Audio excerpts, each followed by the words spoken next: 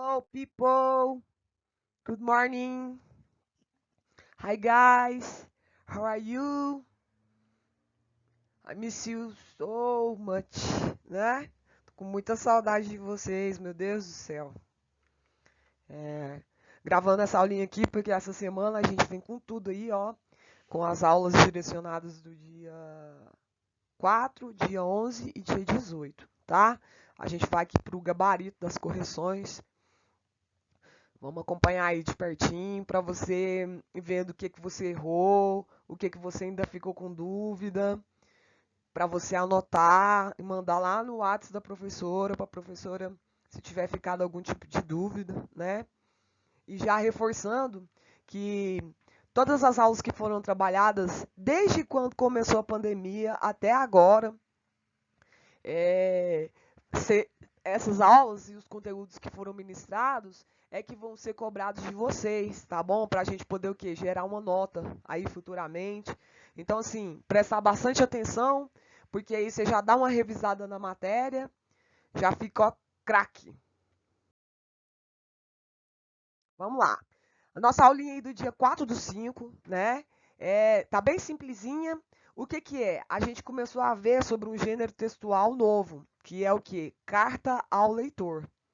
Eu passei para vocês na aula uma aula explicativa, primeiro, explicando quais que são as características ligadas a esse gênero textual carta ao leitor, que como que você vai diferenciar uma carta ao leitor de um artigo, ou como que você vai diferenciar a carta ao leitor, por exemplo, do Stories em Quadrinhos, as HQs que a gente viu, né, antes de entrar nessa aulinha aí. Então, quais são as características? Bom, em se tratando de uma carta, a gente vai sempre ter que o remetente, né? A gente vai ter sempre o que? Um público-alvo. A gente vai ter sempre o que? Data. Geralmente as cartas são datadas, né? Você vai ter o que também? Um tema sobre qual é o assunto que está sendo falado nessa carta. Então, o primeiro exercício aí é um exemplozinho de carta ao leitor. E aí, respectivamente, você vem com as perguntinhas interpretativas relacionadas ao gênero, né? O exercício número 1 era: faça uma cópia do exemplo de carta ao leitor em seu caderno e traduza para uma melhor compreensão e depois responda as alternativas abaixo. Então, o que era para você fazer? Usar o Google Tradutor lá para te ajudar, porque aí fica facinho copiar e colar a cartinha. E aí você vem logo abaixo fazendo a interpretação do texto. Como que você vai fazer? Respondendo as perguntinhas aí, ó. Pus aqui para vocês primeiro a tradução, né? Carta de almoço ao leitor, as taxas de informação de fala e leitura. É um textinho que está falando aí sobre um idioma, né? Sobre qual a capacidade que o ser humano tem de perceber e compreender os bits que formam a nossa fala. Vocês já devem ter visto em algum momento da vida de vocês aí que vocês gostam muito de escutar músicas, que quem quer ser DJ, né, aprende a fazer a modelagem das músicas em cima dos beats, né? Então você tem um tempo e em cima daquele tempo você vai ter a quantidade de beats que é suportável dentro daquela frase. O mesmo serve para a nossa fala, né? Qual que é a quantidade de bits que o idioma francês tem? Qual que é a quantidade de bits que o idioma inglês tem? Qual que é a quantidade de bits que a nossa fala portuguesa tem? E assim por diante. O textinho aí é uma pequena informação de uma carta ao leitor publicada em uma revista, né, em um site de revista, e está falando sobre esse assunto. Então, como que eu vou chegar a essas conclusões? Lendo, né? Leio a cartinha, consequentemente, depois eu consigo responder. E aí você tem a primeira pergunta, que é uma questão objetiva.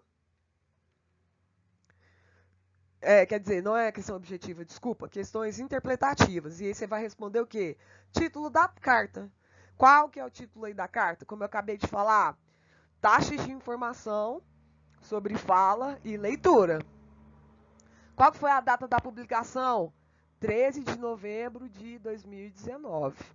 Qual que é o assunto abordado dentro da carta? sobre a quantidade de bits contidos na fala. Quem que é o remetente? Ou seja, quem que escreveu? James Stein. E qual que é o tipo de público? Quem que vai ler essa carta? Geralmente são o quê? Leitores da própria revista, né? Leitores do próprio site. Então tá aí, ó, facinho, né? É um texto interpretativo que você vai trabalhar o gênero textual carta ao leitor, ressaltando essas características aí. Depois, nesse mesmo dia, a gente tem a aula 2, né? São aulas complementares. E aí, na aula 2, nós vamos entrar em um novo assunto que faz parte da nossa gramática, que é o tempo verbal Simple Present Tense, também chamado de Present Simples, ou seja, o presente simples. O que é isso, professora? Não estou entendendo nada. Bom, é uma coisa muito simples. Você vai aprender a como escrever frases que vão falar de coisas que estão acontecendo no tempo presente. Geralmente, essas coisas acontecem o quê? No meu cotidiano e no seu cotidiano. Frases relativas à sua vivência de vida. O que você tem feito? Tem tido aulas online? Você tem ido ao mercado? Você tem feito uso das máscaras? E assim por diante. E aí eu pedi o exercício para você copiar as regras gramaticais. Porque como que eu vou transformar uma frase para o simple present? Aí o que acontece? Você tem que saber as regrinhas. Vou voltar aqui um pouquinho para vocês lembrarem. Só um segundo. Então eu tenho as regrinhas aqui. A primeira regrinha do simple present tense. Você vai usar o verbo no infinitivo sem o to, na terceira pessoa do singular, e toda a palavrinha do verbo vai o quê? Receber um Szinho. É isso que faz o simple present se tornar esse tempo verbal. Pega o verbo e aí você vai fazer o acréscimo da letrinha S. O present simples ele pode expressar também verdades universais e ações também, às vezes, podem ser planejadas no futuro, tá? Mas geralmente é uma ação habitual, um acontecimento. E o que acontece? Dentro do present simples, a gente vai fazer uso de advérbios. Então, nós vamos ver nessa gramática aí essas duas informações. Eu vou tanto acrescentar o Szinho nos meus verbos, tanto quanto também eu vou usar palavras como always, often, usually, frequently, sometimes, never, every day, on Mondays. Todas essas palavrinhas que eu falei, elas vão expressar ideia de tempo, né? Como aí para você ver, always, né? Que é o quê? Sempre, every day, todos os dias. Usually, às vezes, sometimes, às vezes. Então, no simple present, você tem duas maneiras de descobrir se a frase está no simple present ou não, com esses dois detalhes. Se vai o acréscimo do Szinho ou também através desses advérbios, always, often, usually. Na aula de vocês, eu dei uma tabela cheia desses advérbios e eu pedi para vocês copiarem alguns. Então, como que faz? Praticando. Ah, professor, como que eu vou decorar esse tanto de advérbio? Praticando, né? Vou praticar o quê? Nesse caso aí, ampliação do vocabulário. Vou escrever a palavra always, não sei o que significa. Vou traduzi-la no meu caderno, para o meu cérebro fixar. E aí, no exercício do número 3, você tem o quê? Eu já te dei as palavrinhas e você vai ter só que complementar. Certo? E aí você vai ficar aí, ó. Letra A, plays. Letra B, loves. Letra C, go. Letra D, always read. Aí a palavrinha, ó, hours, né? E letra E, you generally travel. Tá bom? Nessa última aqui, ó, a gente não acrescentou o S, mas o que que tem? Generally, que é geralmente, né? Nós geralmente viajamos. Então, esses são os exercícios que correspondem a essa primeira aula aí. Agora nós vamos para a aula do dia 11/5. que nós vamos fazer o quê? Continuar nesse tempo verbal aí. E eu vou acrescentar mais algumas regras dentro da gramática, né? Regras de modo e uso. O que eu pedi? Eu copiei um texto com as regras de como que você vai usar, como que você vai perceber o tempo verbal. E eu pedi para você copiar no seu caderno. Vou ler aqui para vocês só o comecinho, ó. Devemos utilizar o tempo verbal simple present para descrever ações em geral. A gente precisa ter cuidado quando pensamos sobre ações que acontecem no tempo de fala. Isto é, como se elas estivessem acontecendo agora. Por isso que eu falei, ó, são frases do nosso cotidiano. Por exemplo, dogs bark. I usually drive to school. I usually drive to school. Eu geralmente vou dirigindo para a escola. He work near his house. Ou seja, ele trabalha em sua casa. No caso aqui é she, né? A professora ultimamente tem o quê? Trabalhado em casa. Pois essas ações elas estão sempre em progressão e elas referem-se, na verdade, a um outro tempo verbal. Pode ser tanto o simple present ou pode ser também o present continuous. Eu expliquei para isso na outra aula, na aula passada de vocês. Se estiver com dúvida, volta lá a aulazinha no YouTube e assista, tá bom?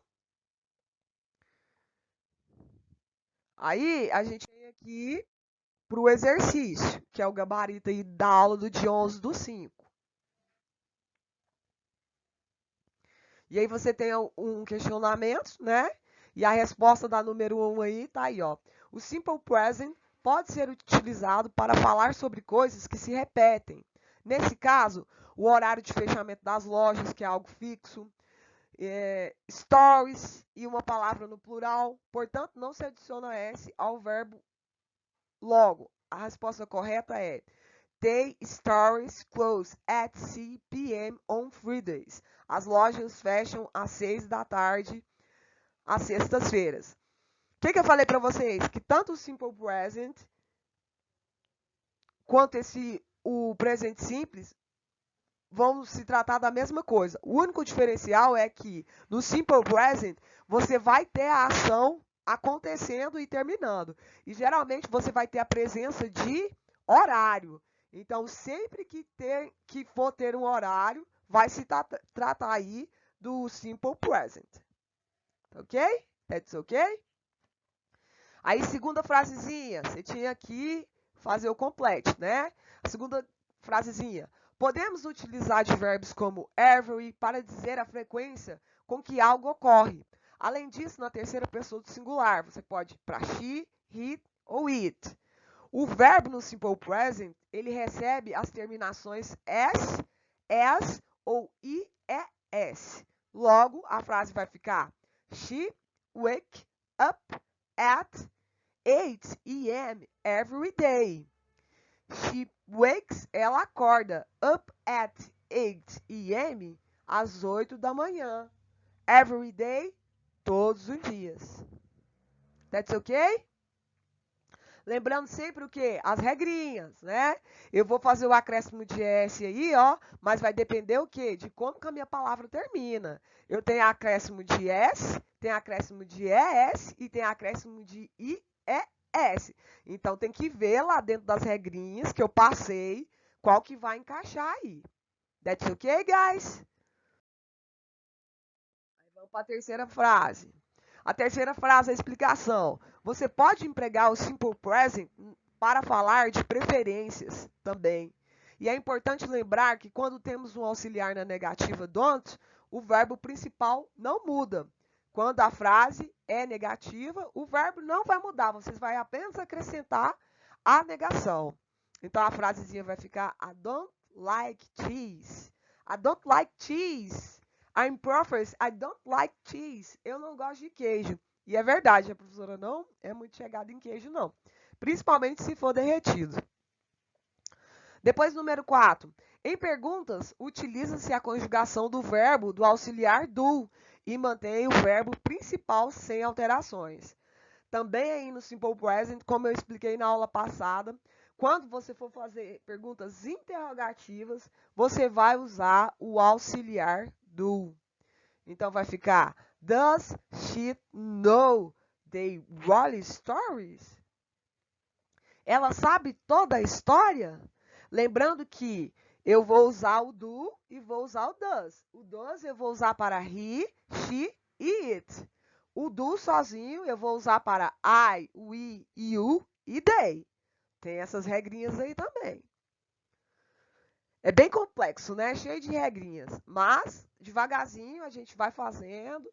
E eu vou sempre ressaltar na atividade avaliativa que vocês forem fazer, o que eu vou pedir? Ah, nessa é para usar o do, nessa é para usar a negativa, nessa é para você fazer os acréscimos das regras nos verbos, tá? Então, não fique preocupado que não vai ser algo muito complexo e difícil, né?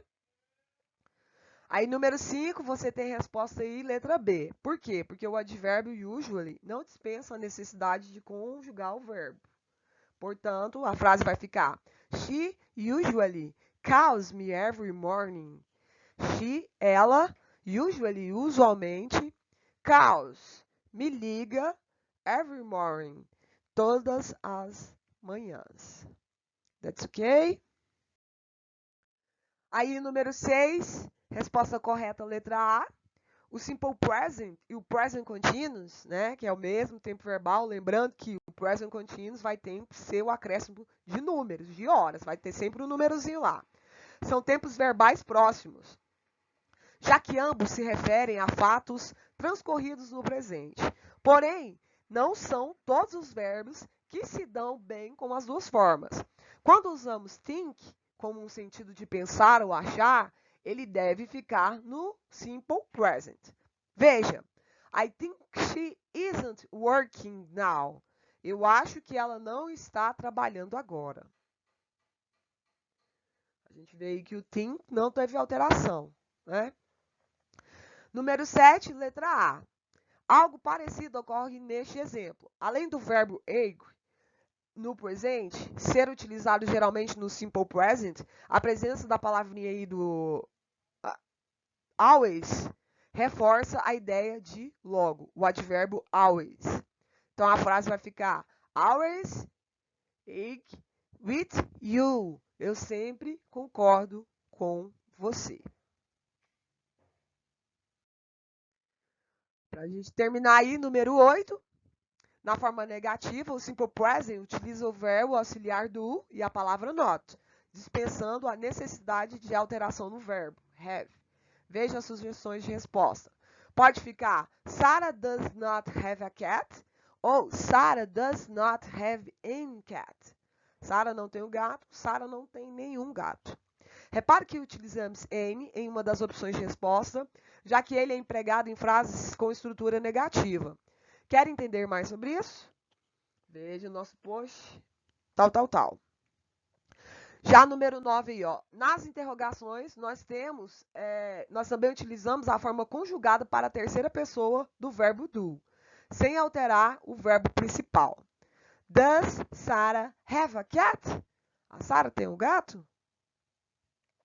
E para terminar, a terceira pessoa do plural, they, não modifica os verbos. Logo, a frase vai ficar: They do not have a cat. They have a cat. Gente, todas as atividades eu coloquei aí explicando. E vocês vão ver o quê? Que sempre vai ter uma regrinha.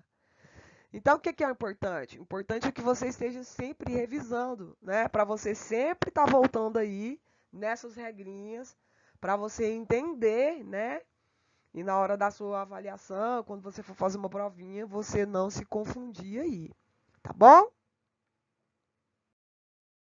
E agora o gabarito de inglês referente à aula do dia 18/5, que foi a nossa última aulazinha, né? Tá bem facinho.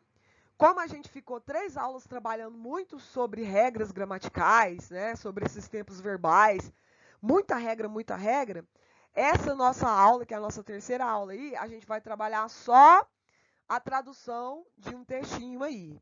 Então, vocês vão usar aí o auxílio do Google, né, tradutor. o exercício de tradução de texto com auxílio do dicionário. Então, vai fazer a interpretação de texto. E depois, traduzir o texto, você vai responder algumas perguntas relacionadas ao texto, que são questões interpretativas. Lembrando que o gênero textual agora a qual a gente está trabalhando é a carta ao leitor. Então, eu peguei um exemplo de carta ao leitor, de um site, né? Coloquei aqui para vocês, ó, a tradução. Línguas e culturas usam comunicação não verbal, que transmite significado. Embora muitos gestos sejam semelhantes em tailandês e inglês, como acenado para afirmar muitos outros, não são compartilhados. Um bom exemplo disso é o onipresente, sorriso tailandês. O sorriso carrega uma gama muito maior de significados em tailandês do que na cultura inglesa. Às vezes isso pode levar a sérios problemas de comunicação entre os tailandeses e os falantes de inglês. Gente, lembrando que o exercício, um complementa o outro. Lembra que no exercício lá da primeira aula, a gente estava falando sobre os beats dentro da língua? E agora a gente está complementando aí, falando especificamente sobre o dialeto tailandês, tá bom? Então, para você ver que um assunto tem a ver com o outro. Então, fez a tradução, agora é o quê? Responder. Continuando aqui, textinho, tem mais um pedaço, né? Um exemplo da minha experiência inicial na Tailândia ilustra esse ponto. Ao confrontar o proprietário tailandês de uma escola de idiomas com problemas administrativos. Beleza. Leia o texto aí tudinho, né? Eu sei que você fez a tradução. Então, acompanha aí, ó. Qual foi a tradução, fazer a leitura e a interpretação. E logo depois você vê o quê? Respondendo às perguntas. A primeira perguntinha é objetiva, né? Viver em um país estrangeiro pode ser uma experiência enriquecedora, embora possa também ser um desafio, pelo choque de culturas, né? A experiência relatada pelo autor do texto revela diferentes atribuições de sentido a um determinado comportamento, mostrando que naquela situação o sorriso indicava. Aí você tem letra A, B, C, D e E. Qual que é a resposta certa? Aí a número 1 aí, ó, a resposta certa aí vai ser a letrinha E, tá bom? Jeito de reconhecer um erro e se desculpar aí dentro da cultura. Vou marcar aqui para vocês. Não consigo marcar. Então, você tem aí ó, a resposta. Número 1, letra E. Para número 2, línguas e culturas. Para número 3, Tailândia. Para número 4, é uma resposta pessoal. E número 5, eu pedi para você escrever um exemplo de frase aí dentro do nosso tempo verbal, né? Eu coloquei: Is this quarantine? I have online class every day. Ou seja, nesse tempo de quarentena, todas as classes estão sendo online, ou seja, todos os dias as classes são online, né? Uma frase que faz parte bastante do nosso repertório, do nosso cotidiano, de tudo aquilo que a gente tem vivido e de tudo aquilo que a gente tem passado, né? Eu espero que não tenha ficado nenhuma dúvida. Caso tenha ficado, gente, só procurar a professora lá no grupo da escola, tá bom? Não precisa de ficar com vergonha, gente. Nós estamos aqui o tempo inteiro disponível para vocês. Tempo integral, o dia inteirinho para você solucionar suas dúvidas. Portanto, faça a sua participação lá no grupo, faça a sua parte, né? Poucos alunos têm participado, mas eu queria parabenizar aqueles que têm participado. E vocês me aguardem que essa semana eu vou estar ligando aí para vocês, para pegar no pé de todo mundo. Ok? Kisses! Beijão para todos vocês, cheio de saudade. I miss you.